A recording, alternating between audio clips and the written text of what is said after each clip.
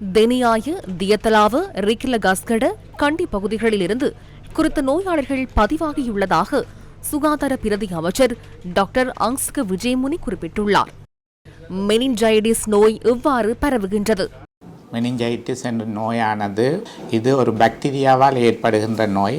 பொதுவாக இந்நோய் தொற்றுவது ஒருவர் இருமும் போது அல்லது அவருடைய தொடுகையின் போது பரவுகின்றது. இது அந்த நோயாளியுடன் நெருங்கி பழகியவர்களுக்கு மாத்திரமே ஏற்படுவது நோயாகும்.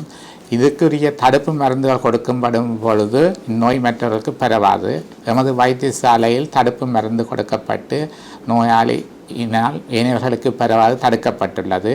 எனவே இது தொடர்பாக எவரும் பயப்பட தேவையில்லை. நோய் அறிகுறிகள் எவை? நோய் உள்ளவர்கள் நோய்க்குரிய அறிகுறிகளாக காய்ச்சல் இருக்கும், தொண்டை நோய் இருக்கும், இருமல் இருக்கும்.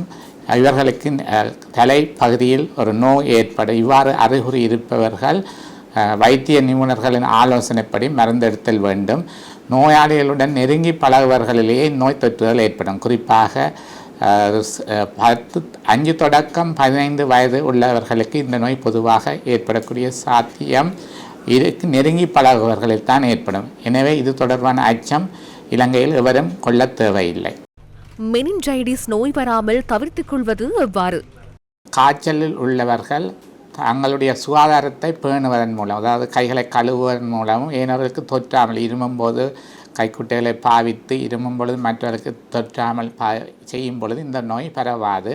இந்த நோய் முக்கியமாக அசுத்தமான நீர் மற்றும் அசுத்தமான உணவு மூலமாகவே பரவுகின்றமையால் சுத்தமான நீரை பருக வேண்டும் எனவும் உணவை எப்போதும் தூய்மையாக வைத்திருக்க வேண்டும் எனவும் கூறப்பட்டுள்ளது. குறிப்பாக பாடசாலைகளில் மாணவர்கள் உணவை பகிர்ந்து உண்பதை தவிர்க்க வேண்டும் எனவும் தனிநபர் சுகாதார பழக்க வழக்கங்களை அதிகபட்சமாக பின்பற்றுவதன் மூலம் இந்த நோய் பரவாமல் எளிதாக தடுக்க முடியும்.